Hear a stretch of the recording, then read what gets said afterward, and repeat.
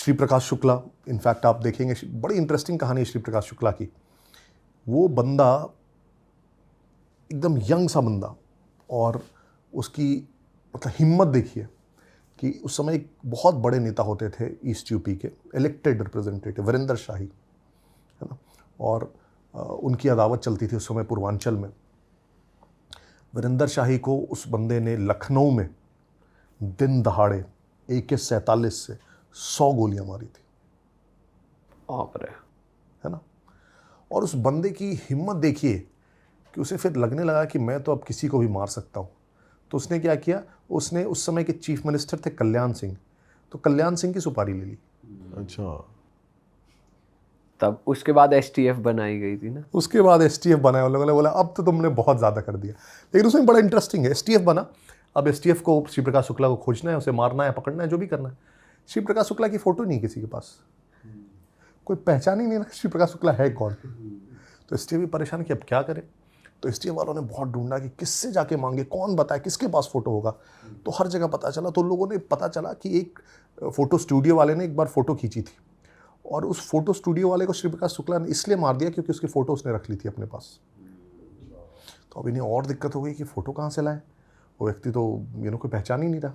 तो उन्हें पता चला कि कुछ महीने पहले श्री प्रकाश शुक्ला अपने एक रिश्तेदार के यहाँ एक बर्थडे पार्टी में गया था। तो उन्हें लगा वहाँ फ़ोटो तो ज़रूर खींची गई होगी। तो ये लोग पहुँचे उस रिलेटिव के यहाँ, और उसकी बर्थडे की सारी फ़ोटोज़ निकलवाए। उस रिलेटिव भी डर गए, समझ गए कि क्या बात है। तो बोले कि यार वो तो हमें मार डालेगा अगर हम उसको पता चल गया तो पुलिस ने भी प्रेशर डाला, तो रिलेटिव्स ने फ़ोटो निकाला, तो उसमें श्री प्रकाश शुक्ला की एक फ़ोटो मिल गई। तो अब रिलेटिव्स हाथ पाँव जोड़ने लगे कि यार हमें मार डालेंगे वो, मतलब। तो पुलिस ने बोला इसका उपाय हम करते हैं। तो पुलिस ने क्या किया कि उस श्री प्रकाश शुक्ला की वो फ़ोटो ली, और उस समय तो ये सब एडिटिंग और ये सब नहीं चलता था ना, टूल्स नहीं थे। और उसके अगले दिन न्यूज़पेपर में सुनील शेट्टी की ये फ़ोटो छपी थी। तो सुनील शेट्टी का फ़ोटो काटा और उसकी बॉडी काटी, उसके ऊपर श्री प्रकाश शुक्ला का सर लगाया और उसकी जेरोक्स कॉपी निकाली। अच्छा, तो इससे क्या होगा कि वो पता नहीं चलेगा कि श्री प्रकाश शुक्ला ने जो कपड़े पहने हुए, क्योंकि वो धड़ तो किसी और का है, ऐसे कपड़े से उसे याद आ जाता कि वो बर्थडे वाला फ़ोटो है। तो अब उसे समझ में नहीं आएगा कि ये फ़ोटो कहाँ का है। और फिर उस फोटो कॉपी जो की गई उसे फिर पूरा सर्कुलेट किया गया यूपी के जितने थाने थे और हर जगह पे कि ये व्यक्ति श्री प्रकाश शुक्ला है और इसे हमें ढूंढना है। और फिर वो STF बनती है। श्री प्रकाश शुक्ला की बहुत बड़ी कमज़ोरी थी, महिलाओं के मामले में बहुत कमज़ोर था। वही उसकी कमज़ोरी पकड़ी जाती है, और एक बार वो मिलने जाते रहता है किसी अपनी एक जो भी उसकी गर्लफ्रेंड रही होगी, और उस समय पकड़ा जाता है, फिर उसका एनकाउंटर कर दिया जाता है। तो बड़े अजीबो गरीब रहे हैं। अतीक अहमद की आप जानते हैं 150 केस थे उस व्यक्ति के पास। अतीक अहमद के घर पे एक फ़ोटो है, आप लोग गूगल करना, अतीक अहमद के घर पे मुलायम सिंह यादव गए हुए हैं जब वो चीफ मिनिस्टर थे, और मुलायम सिंह यादव के शरीर पे उनका कुत्ता चढ़ा हुआ है और उस कुत्ते को बिस्किट खिला रहे हैं। ये फोटो है। तो सोचिए उस गैंगस्टर की क्या हिम्मत रही होगी। सर ऐसे कुछ गैंगस्टर्स जेल में रहते हुए भी कैसे इतना फंक्शन कर लेते हैं, राजनीति कैसे कर लेते हैं, मतलब ऐसे गैंगस्टर लीडर्स की मैं बात कर रहा हूँ। मुख्तार अंसारी जब जेल में थे तो आपको जानकर हैरानी होगी कि उस जेल में एक तालाब खुदवाया गया ताकि मुख्तार अंसारी वहाँ से ताज़ी मछलियाँ खा पाए। अच्छा। और जेल में एक बैडमिंटन कोर्ट बनाया गया, और वहाँ का एक पुलिस ऑफिसर डेली सुबह अखबार लेके आता था, उनके कपड़े प्रेस करके लेके आता था, फिर उनके साथ वो बैडमिंटन खेलता था। Police officer? यस। कैसे होता है? इसलिए होता है क्योंकि जो हमारे जेल भी है, अगेन वहाँ भी लोग हैं, तो करप्शन वहाँ भी है।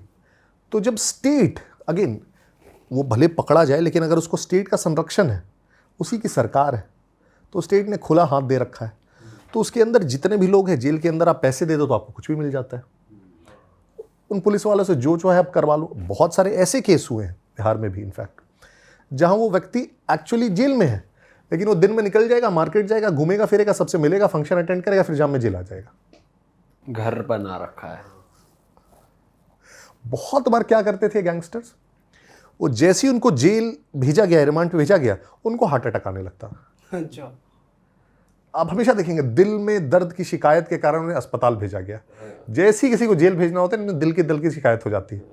अब उनको अस्पताल भेज दिया गया। अब ये क्या करते, हॉस्पिटल में पूरा एक फ्लोर ही बुक कर लिया, अब उसमें शान से रह रहे हैं, उसी फ्लोर पे सारे लोग घूम रहे हैं, दरबार लग रहे हैं, हाजिरी चल रही है, सब कुछ। पता एक प्रकार से शानो शौकत है, वो हॉस्पिटल का एक फ्लोर ही ले लिया हमने।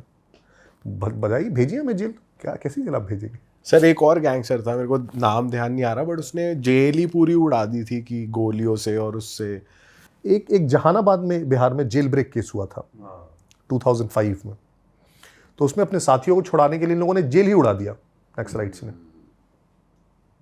ये महारानी वेब सीरीज में हाँ, कवर ये करा है कई वेब शायद। सीरीज में ये है आपने देखा होगा शायद, एक जहानाबाद नाम से ही एक सीरीज आई उसमें। सर अभी अगर बात करें तो जैसे कहते हैं कि यूपी ऑलमोस्ट क्राइम फ्री हो गया है, हम देखते हैं रात को रास्ते भी सेफ हो गए हैं, बट क्या एक्चुअली आज प्रेजेंटली गैंगस्टरिज्म रन हो रहा है उस लेवल पे? देखिए, कोई भी जगह कभी क्राइम फ्री नहीं हो सकता, जीरो क्राइम कभी नहीं हो सकता किसी भी सोसाइटी में। दुनिया का कोई भी देश उठा के देख लीजिए, they can never claim that. Crime कम हो सकता है। आज आप यूपी में देखेंगे तो क्राइम का लेवल बहुत कम हुआ है, ये आपको मानना पड़ेगा। अब क्या वो गैंगस्टर्स खत्म हो गए सब? नहीं, अभी भी वही गैंगस्टर्स हैं। लेकिन क्या होता है, गैंगस्टर्स भी देखते हैं। आप ना, जब जैसे आप स्कूल कॉलेज में रहे होंगे, तो मान लीजिए आपने दिवाली में बम पटाखे फोड़ दिए, तो आपको डांट के छोड़ दिया गया, तो अगले साल आप फिर फोड़ोगे। और आपने देखा कि आपके एक दोस्त को रेस्ट्रिकेट कर दिया गया, तो किसी की हिम्मत नहीं होगी फोड़ने की। तो वो भी देखते हैं कि मैं जो करने जा रहा हूँ या क्राइम करूँगा, इसका रेपरकशन क्या होगा। उन्हें जब ये डर दिखने लगता है कि अगर मैंने अभी कुछ किया इस सरकार में, तो ये तो मुझे पकड़ के जेल में डाल देंगे, पीटेंगे, ये करेंगे, वो करेंगे, मतलब मैं बचने वाला नहीं हूँ भाई। तो वही वाली बाहुबली आप देखेंगे, एकदम शांति से रहने लगेंगे। सेम इंसान, बहुत सारे ऐसे बाहुबली है यूपी में जो एकदम शांति से रहते हैं, कुछ नहीं करते। सर अगर इनके बिजनेसेस की बात करें तो इलीगल बिजनेसेस में ये मतलब जैसे सिंस आपने स्टडी करा है, तो किस एक्सटेंट तक बिजनेसेस जा रहे हैं? क्या ये कॉमनली सिर्फ नशा और ड्रग्स का ही रहता है, या एक्सटॉर्शन ही रहता है, या कुछ और लेजिट बिजनेसेस भी कर रहे होते हैं? लेजिट भी रहते हैं। सो अगर आप थोड़ा सा पहले जाएंगे, जो एकदम फर्स्ट जनरेशन पॉलिटिशियंस आज़ादी के बाद हमारे 70s 80s में, तो उस समय अपॉर्चुनिटीज़ बहुत कम होते थे। तो उसमें अपॉर्चुनिटीज़ क्या होते थे कि गवर्नमेंट के कॉन्ट्रैक्ट्स लेने, तो उसमें आप देखेंगे बहुत राइवलरी होती थी, बहुत लड़ाई झगड़ा, रोड वगैरह बनाने के, रोड बना, रेलवे के कॉन्ट्रैक्ट्स लेने में आप देखते थे बहुत राइवलरी होती थी। फिर जैसे मिनरल्स के केस में, कोयला, आयरन ओर, स्क्रैप के बिजनेस में, इसमें आप बहुत देखते थे। तो ज़्यादातर आप जो माफिया देखेंगे, बाहुबली देखेंगे, पॉलिटिशियंस देखेंगे, इन्हीं रीजन से आए हुए देखेंगे। फिर लेकिन धीरे धीरे जैसे हमारी कंपनी, जैसे कंट्री थोड़ा लिबरलाइजेशन आया 91 में, थोड़ा इकोनॉमी रिवाइव होने लगी, तो आप देखेंगे रियल स्टेट बहुत ग्रो हुआ। तो आप देखेंगे बहुत सारे लोग रियल स्टेट में घुसे, है ना। उस समय क्राइम बहुत था, तो किडनैपिंग्स एक बहुत बड़ा एक तरह से सोर्स था। तो जब जैसा इकोनॉमी होती है, और उस इकोनॉमी में तो अभी अगर आप देखेंगे तो बहुत सारे पॉलिटिशियंस बहुत लेजिटिमेट बिजनेसेस में भी पैसा कमाते हैं। तरीके लेजिटिमेट हो सकते हैं, लेकिन आप देखेंगे उनकी फैक्ट्रीज हैं, आप देखेंगे उनके फार्म हाउसेज हैं, आप देखेंगे उनके बैंक्वेट हॉल्स हैं, उनके होटल्स हैं, है ना, उनके स्पोर्ट्स फैसिलिटीज़ हैं, उनके हेलीकॉप्टर्स रेंट पे चलते हैं।